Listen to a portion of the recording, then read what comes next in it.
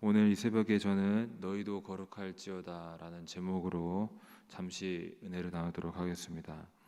오늘 말씀을 통해서 우리를 향한 하나님의 뜻이 거룩임을 또 깨달았고 또 앞으로 거룩하게 살고자 하는 저와 영일의 모든 성도님들이 되시길 주님의 이름으로 축복합니다.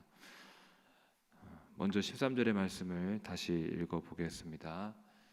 그러므로 너희 마음의 허리를 동이고 근신하여 예수 그리스도께서 나타나실 때에 너희에게 가져다 주실 은혜를 온전히 바랄지어다. 아멘. 이 말씀을 보시면은 어떤 한 때가 나옵니다. 그때는 언제인가 하니 바로 예수 그리스도께서 나타나실 때입니다. 다시 말해서 예수님이 이 땅에 강림하실 때를 말하고 있습니다. 여러분, 우리는 예수님께서 우리를 위한 죽음과 부활 뒤 하늘로 승천하셨고 또 다시 오실 것이라 약속하셨음을 믿습니다. 그런데 그때를 위해서 믿는 자들이 준비하고 있어야 함을 오늘 13절의 말씀에 표현이 되어 있습니다. 어떻게 표현이 되어 있냐면 그러므로 너희 마음의 허리를 동이고 근신하여 라고 합니다. 여러분, 보통 허리를 언제 동이고 언제 허리띠를 졸라맵니까?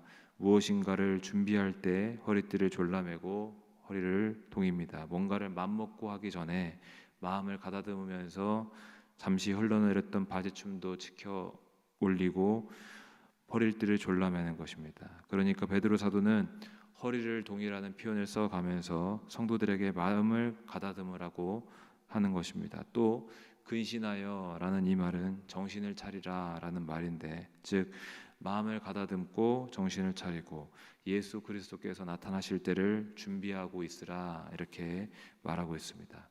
그렇다면 성도된 우리가 예수님이 오실 날을 위해서 왜 준비하고 있어야 되는 것입니까?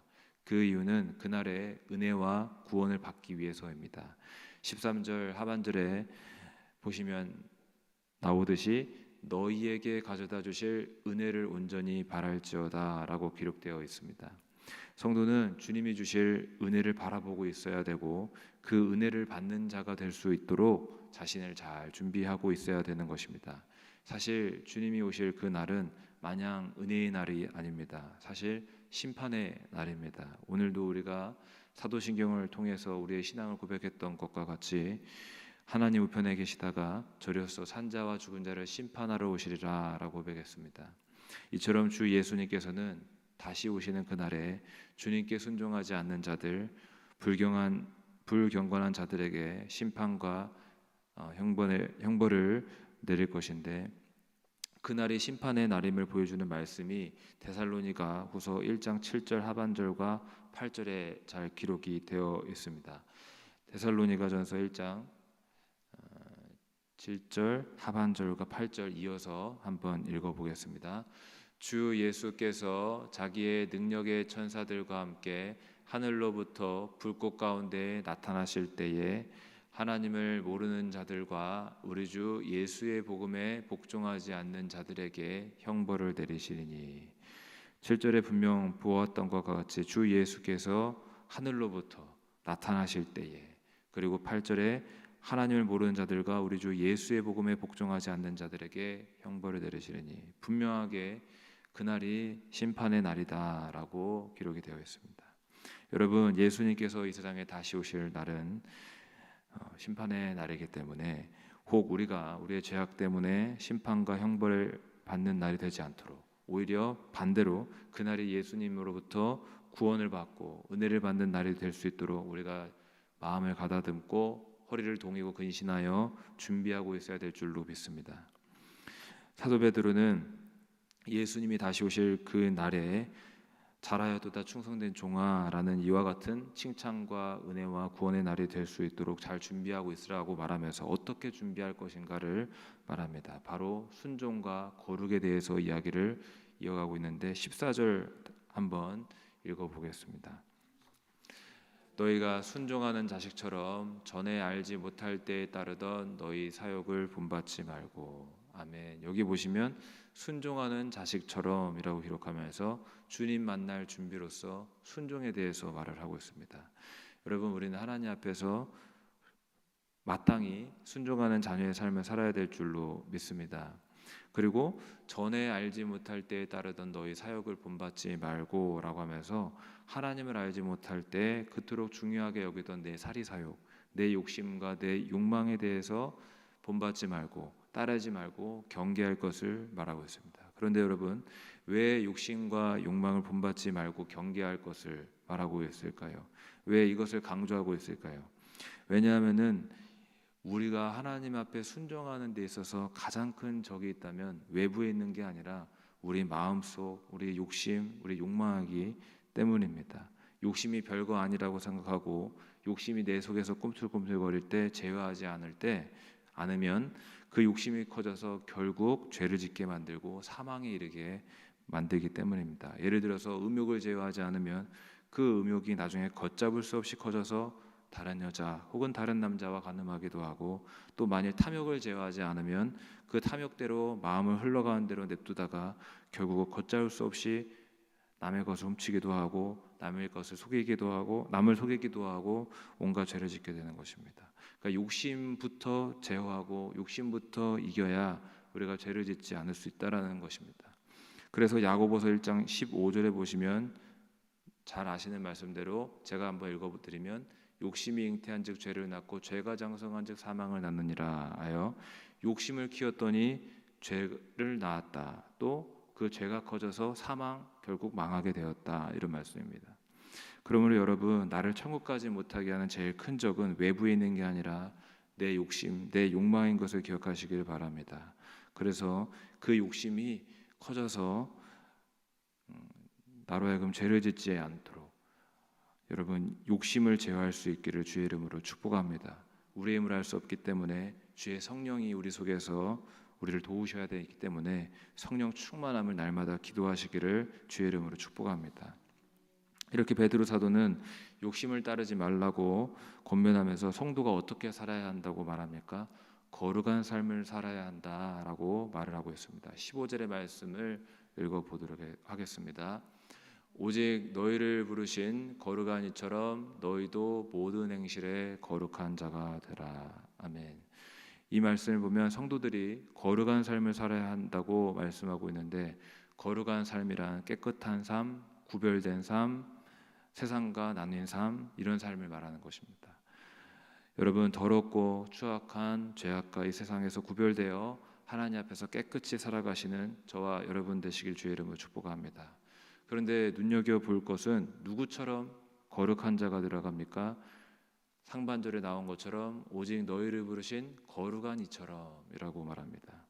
즉 하나님처럼 거룩하게 살라는 말씀입니다. 거룩하신 하나님을 본받고 거룩하신 하나님을 닮으라는 말씀입니다. 그래서 16절에도 이어서 보시면은 하나님께서는 누구를 닮아라 이렇게 말씀하신 게 아니라 기록되었을 때 내가 거룩하니 너희도 거룩할지어다 하셨느니라 하시면서 하나님이 거룩하니 마땅히 너희도 걸어가라, 또는 하나님과 같이 하나님 나처럼 걸어가라, 이렇게 말씀하고 있는 것입니다.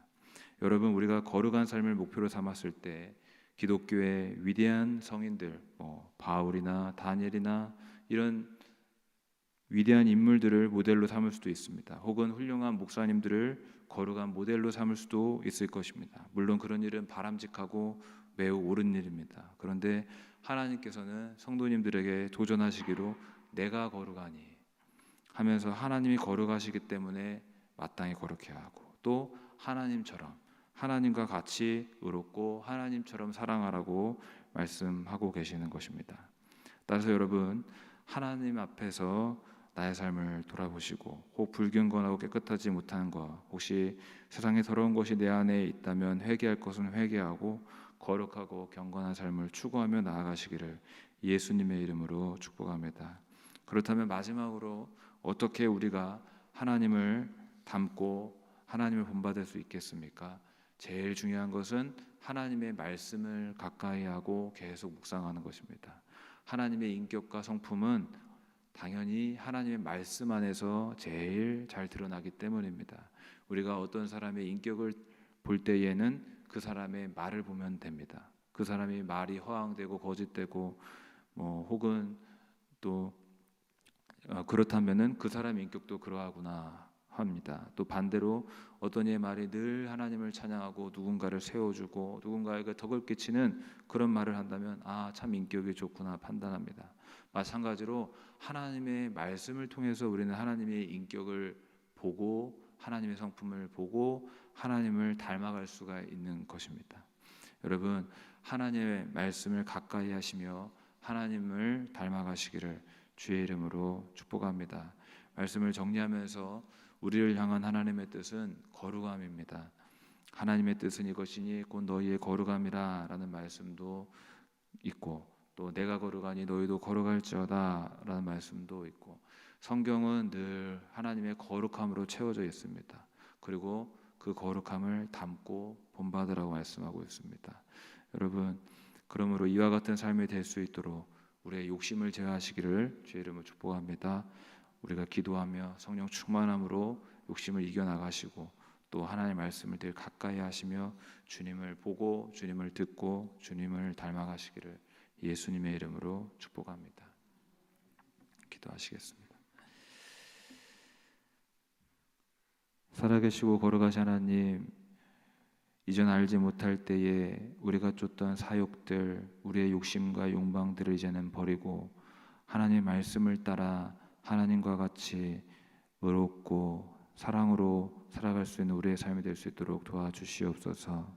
그렇게 살지 못했던 지한날 불쌍히 여겨주시고 주님의 거룩하신 보혈로 깨끗이 씻어주시며 성령 충만하게 하셔서 하나님의 말씀과 뜻을 따라 살 수 있도록 도와주시옵소서. 감사를 드리옵고 살아계신 예수님의 이름으로 기도하옵나이다. 아멘.